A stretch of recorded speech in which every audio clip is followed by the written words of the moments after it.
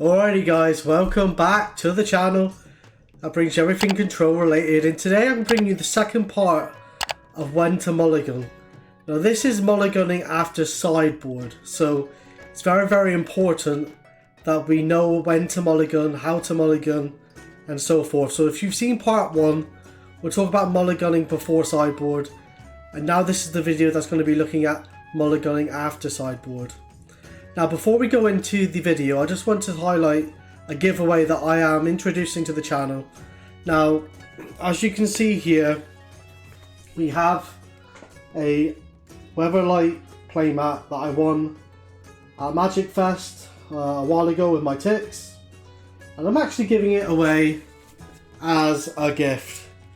Now, how I'm giving this away is very important that you need to listen, because you have to be able to follow me on Instagram. Now, as you can see underneath my camera, underneath my image, you can see that I have an Instagram link or an Instagram logo with my name on it. And all you have to do is subscribe to my YouTube channel and leave a comment on this video on my Instagram account. That's all you need to do to be in with a chance of winning this giveaway. When I reach 750 subscribers, I will be giving this playmat away. So that's all you need to do. All you need to do is subscribe, follow me on Instagram, leave a comment on my Instagram video, and once I reach 750 subscribers, one of the people that's left a comment will receive this playmat. I will pay for the postage wherever it is in the wherever it is in the world, even. I will pay for it. So you know, you'll be the proud owner of that Weatherlight playmat, and it will help support my channel greatly. So if that's something that you're interested in, like I said, that is the process in which you get that playmat.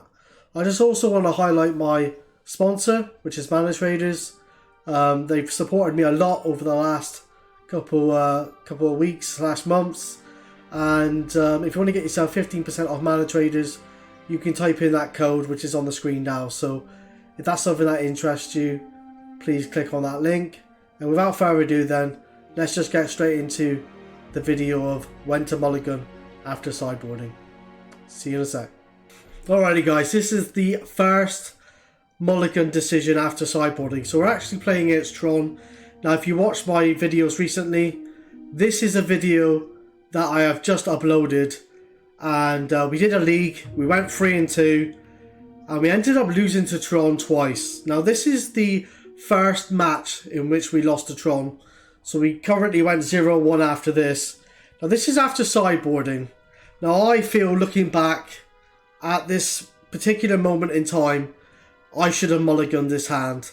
Why I should have mulliganed it is for the fact that we actually brought in Fulminator Mage from the sideboard, and we had 4 smallpox in the main, and we did not actually mulligan this hand. Looking back, I obviously think it's a massive mistake. What I will say is, in my defense, we have 3 black-white lands, which is good. We've got enough mana. We've definitely got enough mana. We've got card drawing Cling to Dust. We've got removal in Bloodthirst, so we can, or Blood Chiefs First even, which we can get rid of Karn or whatever it may be. Maybe Karn the Great Creator as well as Karn Liberated. We've got the Anguish Unmaking as well, which we can get rid of Oblivion Stone or Planeswalkers, whatever it may be. And we also have the Falsies, so we can get rid of like Ancient Stirrings, Expedition Map, etc. What I will say is, in my defense, you know, when you say all those things, you think, actually, yeah, you know, you're justifying why you're keeping that hand. And to be fair, it is a decent hand. I would rate this hand, you know, a 7, maybe 8 out of 10 if you're not playing against Tron. But when you're playing against Tron, you really need that land destruction. And I really paid the price by not mulliganing harder, I believe. You definitely need to see a smallpox in your opening hand, as well as the Fulminator Mage. And I am on the play here. So if you think about it, if I had a Fulminator Mage, on turn 3 I could play the Fulminator Mage as long as I have the right mana, and then blow up their lands. Now Smallpox, same sort of situation. Turn 2, if we got a Flagstone for example, with Urborg, we could play Smallpox and we actually wouldn't lose a land. Because, obviously, Flagstone finds us a Godless Shrine or Plains, for example. Now, what I will say is, I really think we should have mulliganed harder. Maybe one more time to find a Smallpox or a Fulminator Mage, just to slow our opponent down. Our opponent did win this match. It was a very grindy match. It actually went on for, the second game went on for a good 10 to 15 minutes, which, if you know, when you play against Tron, that is quite a long time. Obviously, we got overwhelmed by all his dust in the end, after we had 8/1/1s on the battlefield, 8/1/1 spirits. But I do believe that I should have mulliganed a little bit harder. Like I said, I would rate this hand a 7 or 8 out of 10 normally against any other deck. But against Tron, you really want to be seeing Smallpox and that Fulminator Mage.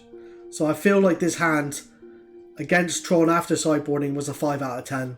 And maybe I should have mulliganed harder to try and get the right hand for Tron. All in all though, I don't think it was a terrible hand, but I do think we needed to mulligan harder. So this is the first hand that we're going to discuss, and we're going to move on to the second hand now. Okay, so we're still sticking with this black-white control league that we recently played. Now this is after sideboarding against Jund. Now we have 2 black sources, Castle Lockvein and a Swamp. We've got 2 Smallpox, we got a Fatal Push, and we got a Cling to Dust. We also got a Kaya's Guile. Now, it's important to notice here that we haven't got white mana. We have not got white mana at all. There is a certain amount of white sources, so there's 4 Flagstones, 4 Marsh Flats, 2 Godless Shrine, and a Plains, so there is enough Plains sources in the deck to suggest that I will draw Plains. What I will say is, with the Smallpox, you're actually damaging yourself here because you haven't got Flagstone of Trocaire. Now, and you haven't got a white source.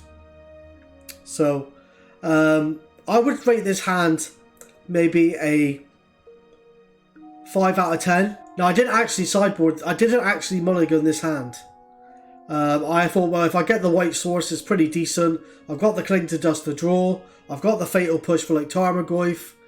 And, if we get the white source, everything is golden. Well, actually, I didn't get another white source. And I proceeded to draw white card after white card after white card. Now, thinking about it, maybe I should have kept the hand with a white source. And maybe I should have kept the hand with maybe a Thoughtseize or Inquisition or something like that to disrupt our opponent. What I will say is, after my opponent's turn here, so you can see that he casts the Raven's Crime. What I will say is, keeping the Cling to Dust was very, very good for me, because I was able to get rid of the Retrace card. So in my defense, even though we didn't see a white source for the rest of the game until the very end where we couldn't come back, the hand that I did keep enabled me to go into sort of the 7th or 8th turn. Just unfortunate that I didn't draw that white source. So I would rate this hand maybe a 5, maybe a 6 out of 10. Alrighty guys, this is the last hand that we're going to look at for black-white control. Now this is after sideboarding against Neoform combo. Now if you don't know the deck, they try and cheat in Gristlebrand on turn 2. Now you need a very specific hand to try and beat this, and what I mean by that is you need a hand disruption. Now this is a fairly easy decision to make here. This was my opening hand. So we had an Urborg, we had a Swamp, we had 2 Thoughtseize, 2 Collective Brutality, and a Smallpox. Now this was a very, very easy decision from my perspective, in the sense that obviously we had to pray that they didn't bring in Leyline of Sanctity from the sideboard. But if they didn't bring it in, our hand could absolutely rip our opponent's hands apart. And that's what actually happened. So I went turn 1 Thoughtseize, turn 2 Collective Brutality, discard the Nether Spirit, have the Nether Spirit in the graveyard, bring it back, then I went to Smallpox, and literally my opponent just couldn't do anything. He ran out of resources, he ran out of land, and this hand was very, very good against Neoform combo, and my opponent just couldn't come back from it. And I ended up winning the match 2-1. So this was a very good decision to keep this hand, and it was a very easy decision to make to keep this hand. Really, there wasn't a lot of thinking about it. It was more of a, this is a 10 out of 10. I'm keeping this hand. Let's go. So this is the last hand that we're going to look at for black-white control. We're going to move on to a different deck in just a second. Alrighty guys, this is a hand against Eldrazi Tron.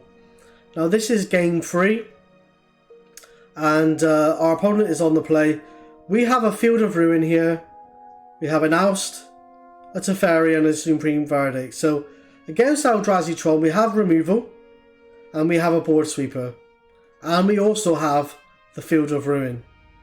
Now I would rate this hand an 8 out of 10. I think it's very, very good. The only thing it's lacking is a counter spell, but we have the Field of Ruin for like an Eldrazi Temple, or like a Tron piece, for example. So I think this hand is very, very decent, and we've got removal in Supreme Verdict and Oust. So I think this is a very, very good hand after sideboarding, and yeah, we also have both colours as well. So I think this is a very, very good hand, and very disruptive. And we ended up winning against Eldrazi Tron purely for the fact that we were able to blow up as Eldrazi Temple, and he was only stuck with 2 colourless land in play for the rest of the game. So Field of Ruin actually was a very, very good card here, and we ended up winning this match. So I like this hand and this decision. I feel like we made the right decision here. Alrighty guys, so this is the hand that we have against Spirits. After sideboarding, we got absolutely annihilated in the first game. Got absolutely battered by Dr. Queller. If you don't know him, he has about 18 trophies at the moment in April. He's a very good Spirits player, and he's very well known on Twitter. So very, very good experienced player. Like I said, we got annihilated in game 1. And this was our opening hand. We had an Opt and a Terminus. Terminus obviously isn't great in our opening hand. Casting it for 6 mana is absolutely terrible. And we only had an Opt. So this was quite an easy decision for me to mulligan here. We had no removal, no counter spell. And we decided to mulligan. Now I will show you the second hand that we choose to keep. Alrighty guys, so this is the hand that we choose to keep here. So it's 2 islands, a Flooded Strand, an Opt, Dovin's Veto, and a Jace the Mind Sculptor. Now this isn't a fantastic hand by any stretch of the imagination, but what we have got is an Opt to find other spells. We've got a Jace to potentially bounce a creature, and we have a Veto to stop like an Ether Vial or something of that nature. Now this isn't a brilliant hand by any stretch of the imagination, but it is a lot better than the last hand. I would rate this hand maybe a 6 out of 10. Like I said, it's not fantastic, but it's definitely more playable than the last hand where we had 5 lands, a Terminus 6 mana spell, and an Opt. So I prefer this hand. Obviously going down to 5 cards for blue-white control is an absolute death sentence, and I feel like this was, the right decision to keep this hand moving forward. Sticking with blue-white control then, we also have a hand here, 2 lands, Mana Leak, Force of Negation, Path to Exile, Snapcaster Mage, and Logic Knot. We're actually playing against green-white Heliod here, and I think this is a very decent hand. We have removal, we have a Mana Leak, we have Force of Negation, we have a Snapcaster Mage, and we have a Logic Knot. So all in all, I think this is a very good hand against green-white Heliod, and yeah. Unfortunately, we end up losing the match, but I do think this was a good hand to keep. And this was quite an easy decision, really. I would rate this hand maybe an 8, 9 out of 10 against green-white Heliod. Obviously, you would like to see one more land, but all in all, I think this was a very good and keepable hand. Unfortunately for us, I don't think we actually draw the 3rd land until turn 5, turn 6, which is obviously very unfortunate. But, if you were to keep this hand or see this hand against green-white Heliod after sideboarding, normally you would snap keep this. This is just an easy keep. It's just obviously very unfortunate that we didn't draw the land for the rest of the game, or until it was too late. Alrighty guys, we got blue moon control here. We're actually playing against black-white control. We have 2 lands, we have an Opt, we have 2 Remand, a Jace the Mind Sculptor, and a Behold the Multiverse. Now this black-white controls list liked to discard cards, and it liked to get Dark Confidant on the battlefield. Now what I will say is, We haven't got any removal here, but what we have got is an opt to try and find things, and we have got 2 remand to help find us land, and we've also obviously got the Behold the Multiverse and the Jace the Mind Sculptor as well. Now for a deck that wants to try and discard your hand, I believe this was a very decent hand to have, and we had a lot of card draw, so I actually thought this was a very decent keepable hand, and we ended up winning the match. I would rate this hand against this specific type of deck maybe an 8 out of 10, maybe 9 out of 10, so I actually think this hand was very, very good against that specific strategy. Now sticking with Blue Moon again, we're actually playing against Grixis Deathshadow after sideboarding. We have an opt and 3 lightning bolts. Now, what I will say about this is Deathshadow wants to get their life total down really, really low. And when you've got 3 bolts in hand, this is actually very, very good against Grixis Deathshadow. But like I said, they want to get their life total down to 5, 6 life, maybe even less. And if you've got 9 points of damage in your opening hand, this is absolutely fantastic. You just let your opponent go down to a very low life total and you just finish them off with bolts. Obviously you've got the opt to try and find stuff as well. I actually think this is a very good hand, very keepable hand, and I actually kept this hand and we ended up winning against Grixis Deathshadow. So I like this hand a lot, and I think it was very, very good against Grixis Deathshadow that likes to get the life total down extremely low here. Alrighty guys, that's the last hand that we're going to look at. I hope you enjoyed this video. If you want to see more videos like this, let me know down in the comment section below. And if you want to get involved in that giveaway, just click on the Instagram video, leave a comment, subscribe to my YouTube channel, give me a little follow on Instagram, and you could be one of the winners of that Weatherlight play mat once we get to 750 subscribers. Anyway guys, I just want to say a big thanks to everyone, and I shall see you in future videos. Bye bye.